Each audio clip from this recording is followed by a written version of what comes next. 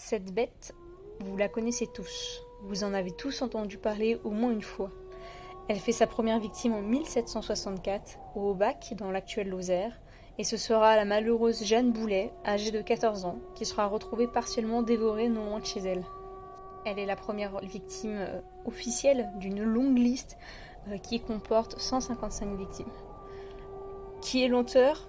Cette bête. Un loup? Le démon? Un ours? Un tueur en série? Une créature envoyée par Dieu pour laver l'homme de ses péchés? On y va de toutes les théories et elle a effrayé toute la Lozère, le Cantal et la Haute-Loire. Et moi aujourd'hui, j'ai envie de vous emmener sur ses traces, sur des lieux plus précisément, des lieux où elle a attaqué, et je m'intéresse aux dernières années de sa vie, quand elle s'est installée en Haute-Loire ou non loin de Saugues, et c'est là où je vais vous emmener.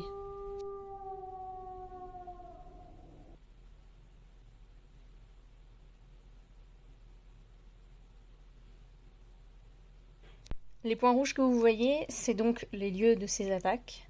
Et c'est là où on va aller. Donc ceux qui sont près de Saugues, en Haute-Loire, et là où elle mourra. Donc Saugues, comme je vous l'ai dit, Notre-Dame d'Estours, la Bessère Saint-Marie, Nozérolles et Auvers, qui comportent à eux le plus grand nombre de victimes.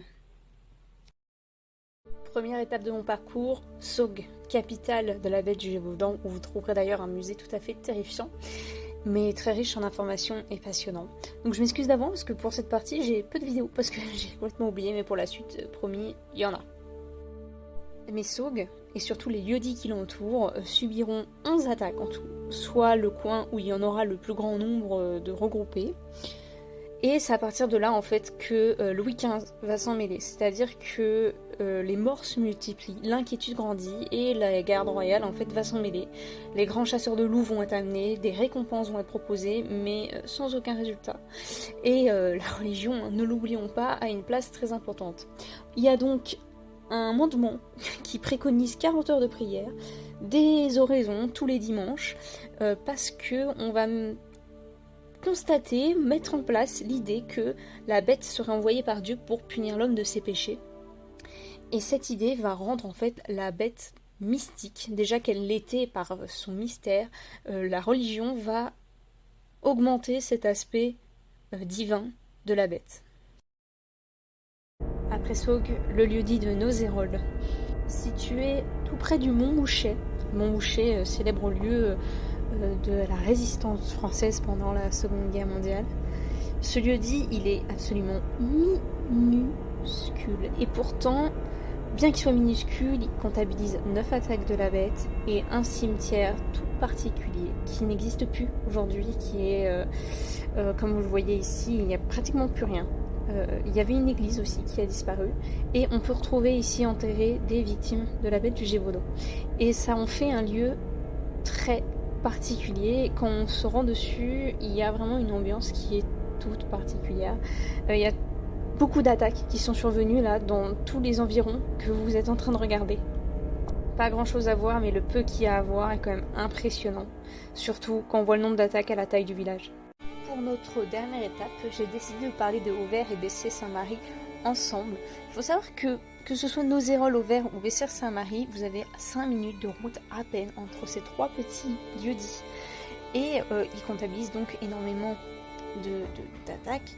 Et la Bessères-Saint-Marie en compte 10. Donc c'est presque autant que Saugues, ce qui est énorme. Alors la statue que vous voyez là, c'est la statue de Jeanne Vallet, la bonne du curé, qui a attaqué la bête, enfin qui s'est plutôt défendue de la bête. Et cette statue a été érigée en son honneur. Et elle fut carrément surnommée la pucelle du Gévaudan, en référence à Jeanne d'Arc, je pense que vous l'aurez compris.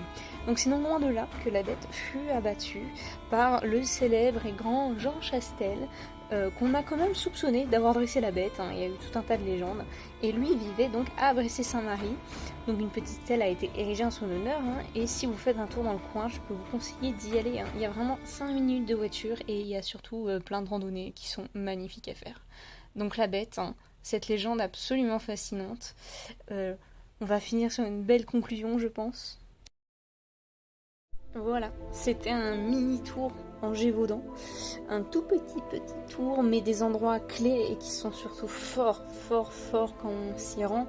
Il y a une ambiance qui est vraiment toute particulière et si vous êtes dans le coin, je ne peux vous conseiller qu'une chose, c'est de vous rendre là-bas.